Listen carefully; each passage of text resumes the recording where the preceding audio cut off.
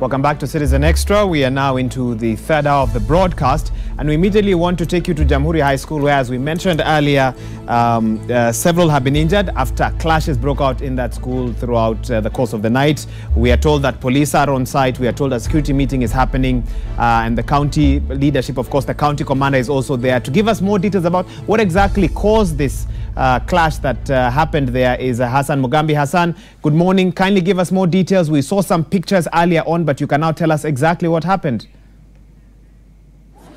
Well, thank you very much, Wahiga. We are here at the Jamhuri High School in Nairobi, where there was a bit of a scuffle that began all the way from yesterday and spilled over to today in the morning.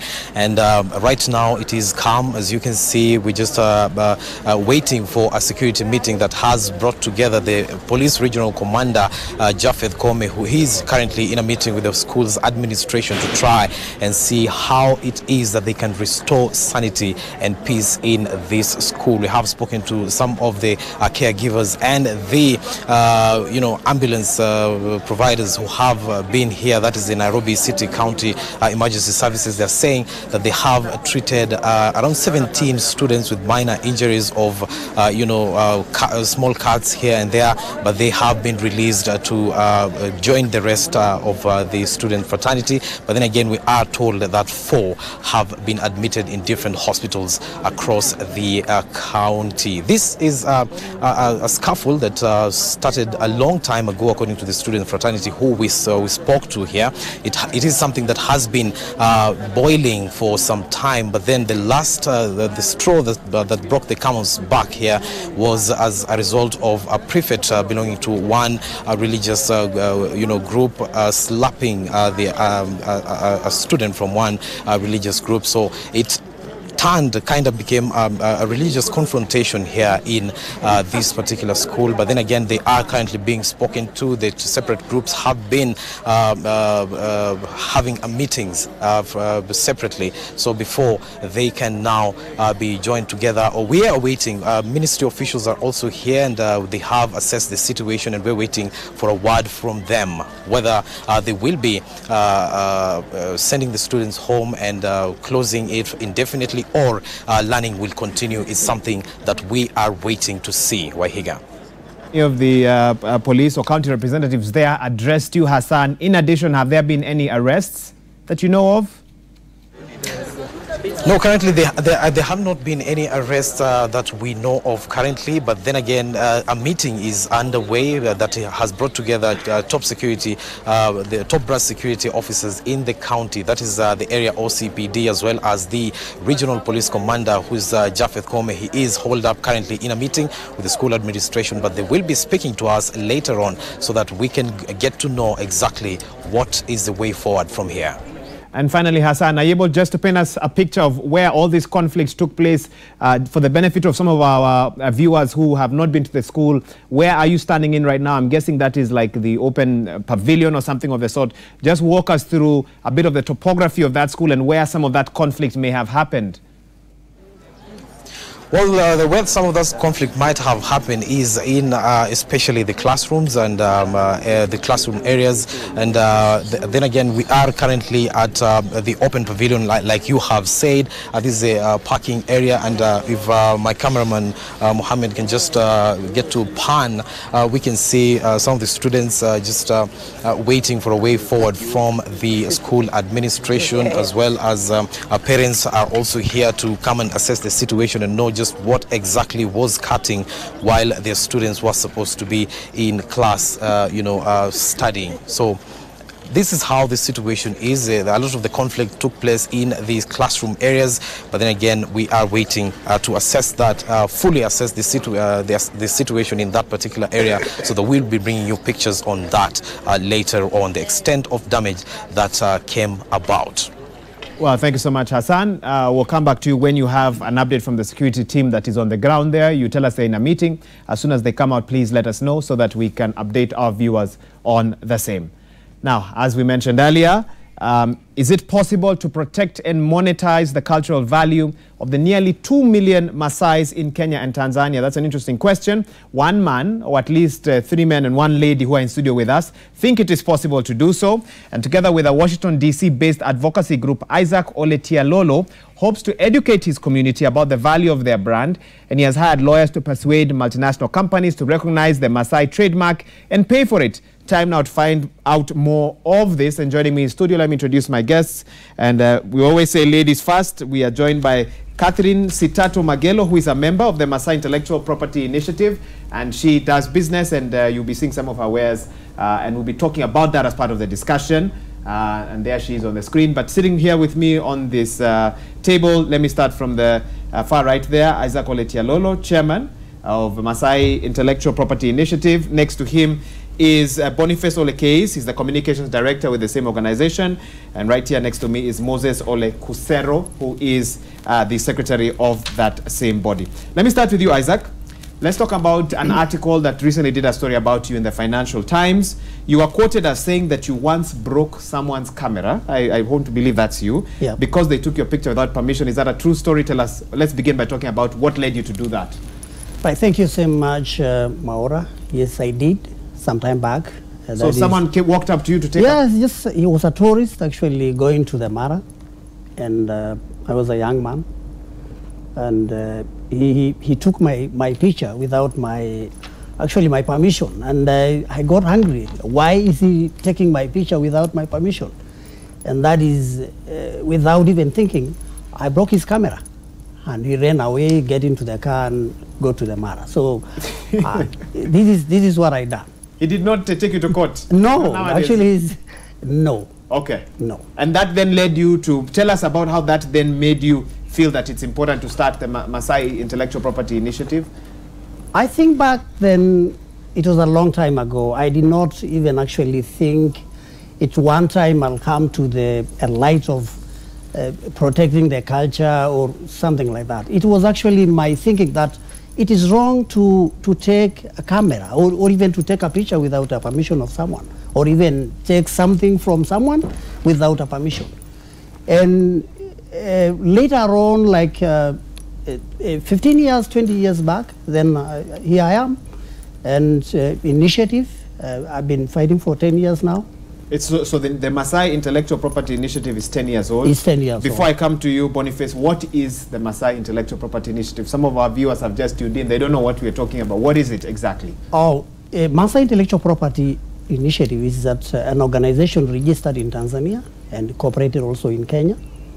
As you are aware that Bwaura, Maasai are both countries, Kenya and Tanzania. So you cannot say Maasai from Kenya without Tanzania. So we thought of, coming together as a community, protect our rights. One, we've been exploited by the international company, people, all work life, internationally. And we thought actually it is wrong you just to sit down without protecting, even raising awareness, because there's some other thing that we need people to understand, that the culture belongs to the community of Ma. And the benefits should come to them. Correct. Let me allow Boniface to weigh in on this, and thereafter even Moses. Boniface, I can come to you. In what ways can you also add to your voice to that the Maasai culture in many ways has been used by people across the world? And do you have specific examples?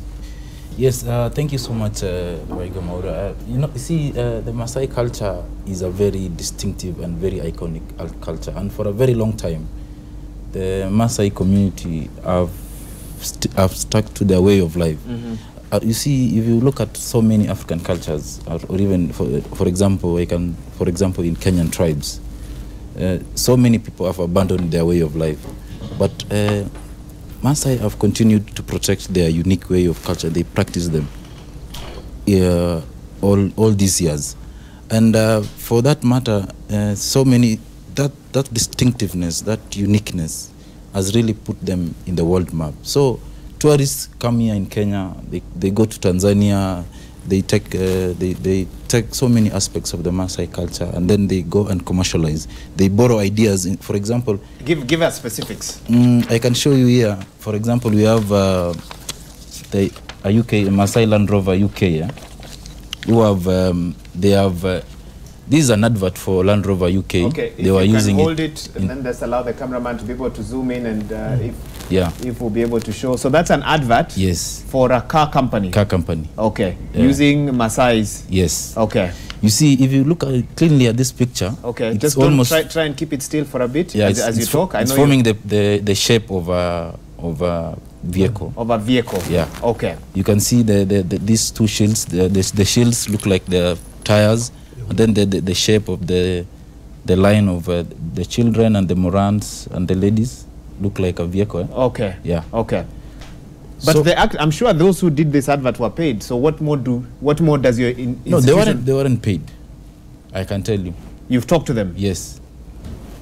So they did this for free? Over the last 5 years, we've been doing outreach trainings. We've been going to the villages. We've been speaking to people, and these things are done when the tourists go, or some foreigners come here. They go to the village. The Maasai are very welcoming people. They organize people in the village. They say, we want to take photos. They give them a few shillings. They give them a few coins. And then those photos are going to be used by commercially. Yeah. Okay. Yes. Okay. Let me allow Moses also to add his voice to that. What more can you tell us about why this initiative came up? Well, thank you so much. Likewise, like the chairman have said, and Boniface, Maasai intellectual property right is an initiative that have come up with a resolution, or it is out of kind. A few of us who have just gotten to be enlightened were doing like some research, trying to get to know, is it like something like this has happened and people were paid and they kept quiet? No, nothing has been paid. Nobody has been paid. Nobody has benefited. Nobody has been compensated, neither permission. So we came up with a resolution and said, now that this is our culture, it's a culture we like it, we want to preserve it, we want to You want to preserve it? We want to preserve the culture. Yes. We want to see that it has benefited the community across board, Kenya and Tanzania. You see, the Maasai are cross-board Tanzania. Yes. So when we came up, we formed the organization, we sensitized the community. We went doing the sensitization all over. Okay. If I can interrupt you on that, because we have had a bit of what you're telling me now from Ole Tialolo. I want to get a point out of you. Who then gave this institution the authority to negotiate on behalf of Maasais? Were you elected to these positions? How are you speaking on behalf of the Maasai? Do they know that you are their representatives? Wow. Exactly.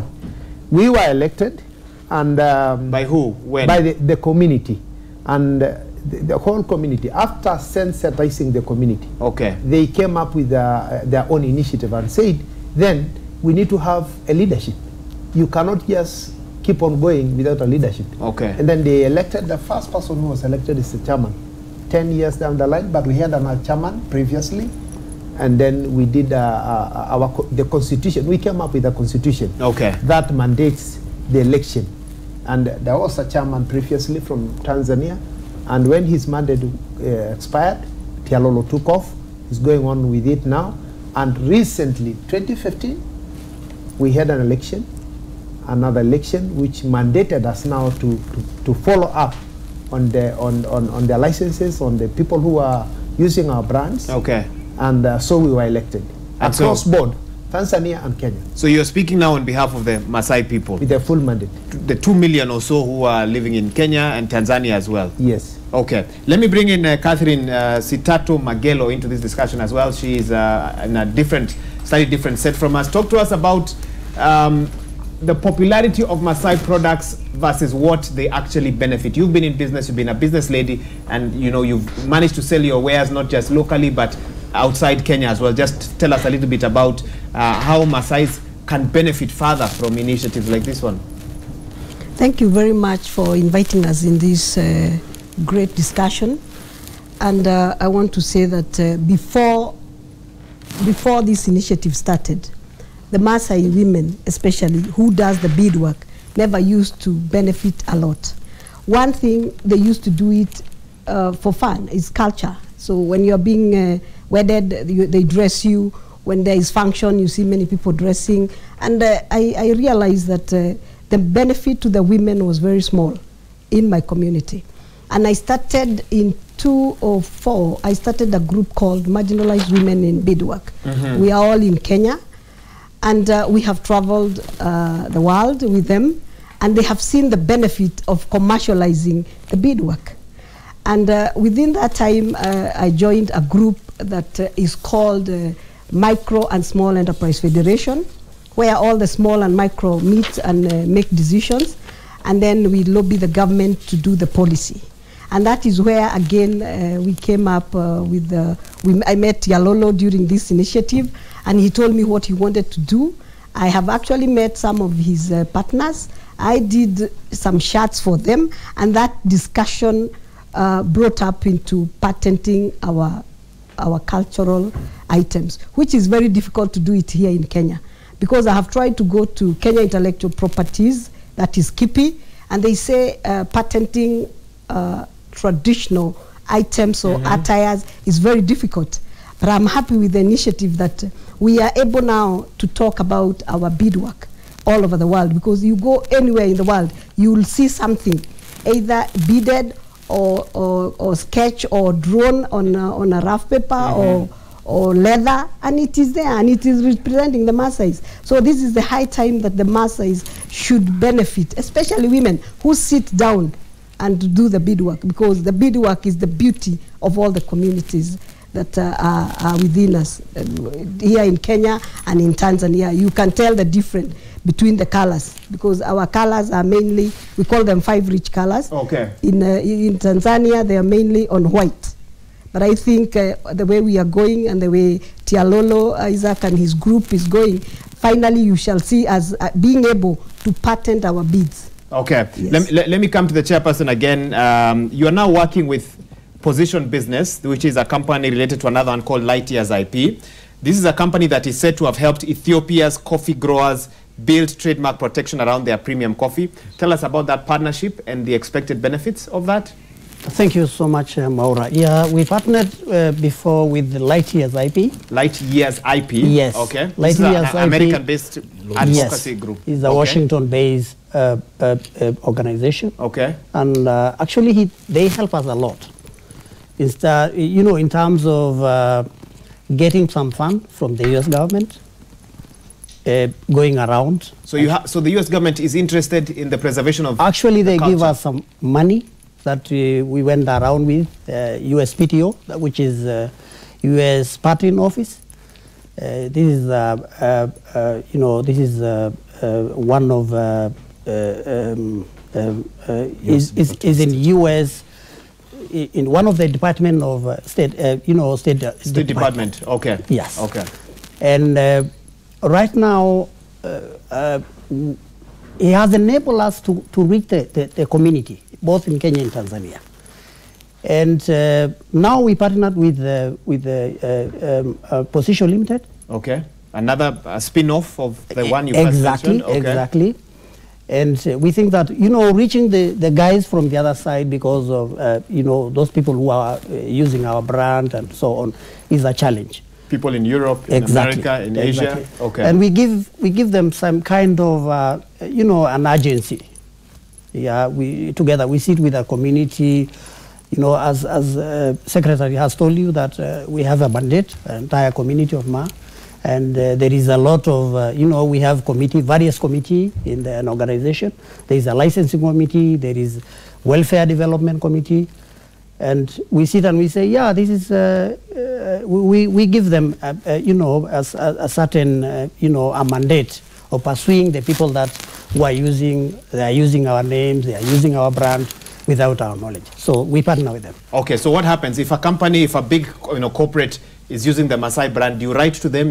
What do you demand? Do you demand recognition? Do you demand payment? Do you demand jobs, for example? If you know, how does then, what are your demands? Honestly, Maura, thank you so much. I mean, if someone has using someone brand, first of all, ask permission to be permitted that you will be given. And we see, first of all, they are using without our permission. Mm-hmm. So if at all they want to use it, they should come to us. Because Position Limited is not a Maasai. It's an organization which is, they are just helping us, so they will come back to us and write on a proposal. We want to use it. We give a license, and a percentage of the income go to the community. You might not be able to mention their names here, but how many companies are you following up on who have used your products? Right now, actually, I can mention few. I think not their name, but a figure like 80 companies. 80 companies? Yes. Based in which countries? Around the globe. I mean, it's based in Europe, Australia, USA. So there are over 80 companies that have used Maasai culture, Those are the few. images, yes. And the Maasai community in Kenya has never benefited from even them. a single cent. If you get a $1 million check coming to you, Boniface, how will that money then be shared? What's the plan? The plan for the initiative is we want to make sure that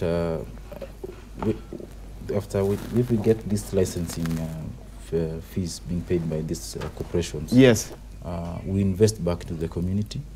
One of our priorities now is we want to have the first ever cultural museum for the Maasai. Okay. That will incorporate all aspects of the culture, and we Maasai we want to preserve the livelihoods of the people. Okay. Especially, you see, our culture is facing a lot of challenges in terms of climate change and the livelihoods of keeping cattle. People are losing land because of poverty. So a lot of that is what the initiative is going to invest in. We will also engage our plan in the structure of the MIPI is that we are going to work with other NGOs or CBOs in the community who are already doing some work in the community, like constructing schools, constructing boreholes, so that they will also be partnering with them also, because we are all working for the better life of our community and our culture. Okay. Moses, coming to you as well. How are you engaging the Maasai Maasai leadership in the country at this moment to make sure that they're on board with this initiative? Have you spoken with the governors, the senators? Because I believe this requires a concerted effort to be able to do so. Yeah, thank you. That's a good question, but just to go back to what the chairman had said before, Position Limited is an organization that we have partnered so that they can lobby with and keep on tracking the people who are using their brands abroad. And then they come back to us, request for licenses if we agree with them. After we confront and negotiate, and then we come to a consensus that this is what we are going to do, this is what we are going to do. So that's what they are doing for now. But as we speak, in this position, apart from maybe one company that the chairman will maybe introduce later, we have not yet come to an agreement with anybody, and we have not yet licensed any person. Anybody who is doing now is just doing out of his own blues. So to come to your question, the county governments, as we speak now, that's the structures now. Yes. It's a little bit complicated and a little bit hard because it is a 5-year term, as you know, as the Constitution of Kenya says, that every other term we go for an election, you have a new leader, you have a new governor, you have a new MCA, you have a new MP, but these people have been very supportive. We have, normally when we want to engage with them, like for our late CS, he was very optimistic and very positive. Even Mama is really doing a lot of work to the community, because this is an industry that everybody is misusing. So the county government or the leadership are so supportive, only that as we speak, no any fruits have yet come out of our struggle. They're still waiting to see the struggle, but the engagement is very good. We are in good terms with everybody, the governor, Kajiado County, the governor, Narok County, and Samburu, Laikipia, and the people from Tanzania. They are aware that MIPI is in existence, and having the mandate of the Maasai to do what it is doing now. Okay. Yes. Finally, what is a typical licensing fee for a brand? just to get what sort of numbers are we talking about? If I have a shoe company in America or in Europe and I want to use Maasai imagery or Maasai culture, what sort of numbers would you give me if I come to you now and say, hey, what are we talking about? Yeah, the fee, we are still structuring the fee. 10 years later, you're still structuring Definitely, because it has been a very hard job. Even to be agreed on 2015, to have the committees and to have the delegates conference to approve that now you are mandated to do this is a big challenge. And my friend, there has been no resources. We have been going along with our money. The support that the intellectual, what do you call these people? The Lightyears had given us was just for mobilization, sensitization, and even building the capacity of the people to accept and to agree and to come to a consensus that it is really good to preserve our culture. Okay. So we have not been having resources, and it is now when we are still coming up to negotiate and get up the fees and the shares and the percentages. We have not yet settled down, apart from one company. Okay, briefly, please. I think, Maura, I'll add on that about the licensing. Very briefly, please. Actually, as you know, as you are aware, that we are not experts of licensing fee and so on. So that's why we are consulting with the big companies who are on that field. So we will agree on that. I mean, in a recent article written about you again by the Financial Times, you are said to have either been in the process or have struck your first deal with a UK retail company called Koi Clothing, who have agreed to pay a license fee for clothes based on Maasai designs. Tell us briefly about that, or is it you two? Yes, okay, go ahead. Okay, working with our partners, Position Limited, we have structured a model that we have soft licenses and hard licenses. Okay. So there are people already who have heard about the work that we are doing, and they are coming. They say, no, we don't want to be forced to go to legal struggles. We want to work with you. So a small company, a startup in UK, a clothing company, just approached us the other day, and they say we want to support what you are doing. Okay. And we are in the process of discussing with them how now they will be given license. Every year. Renew every year. The big question, however, when funds starts flowing in is accountability. That's another discussion that we'll be having for another day. You've said nothing has started coming in yet.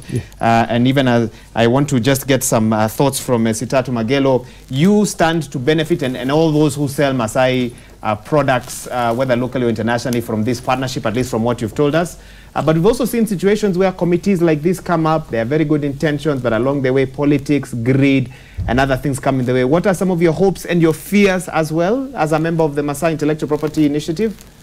I have a lot of hope for the group, and we are going to support them because we really know the benefit that the community, and I've told you, especially the Maasais, who does the women who does the beadwork. My fear is one, and I stand to be corrected, and that is my opinion. I think this group should not go to any politician. It should be purely on lobbying and making sure that the Maasais get their right. Okay. It has been a long time, and we have been fighting, and the politicians come and go. It's just like a river that never stops. But if the business people, because Tialolo is a businessman, and the wife does the beadwork, the sisters does, the mother does. So, and us, we are the Maasais, and we are not going anywhere. We are here to stay. But for the politician, I have fears, because they do it for their own selfish interest. I am sorry to say it on TV, because we have lobbied a lot of them to even pay for the women to go for those trade fairs. They are very expensive in Europe. And I am happy that I am a director at the Chamber of Commerce here in Nairobi. And the Chamber is really working close with us to see that the Maasais and the other marginalized communities in this country benefits from what they do. The business they do, we export, because export in this country is very small. So for you, you feel if politics is kept out of the way, this could be something very good for the Maasai community. Very, very good. Thank you so much. That's how we wrap up this discussion. Thank you to each of my guests for finding time to be here with us. We wait and see what's going to happen out of the Maasai Intellectual Property Initiative. We want to continue giving you more updates with what's happening on the local and international front as well. Shortly, we'll be talking to Makori Ongechi, who has been at Uhuru Park.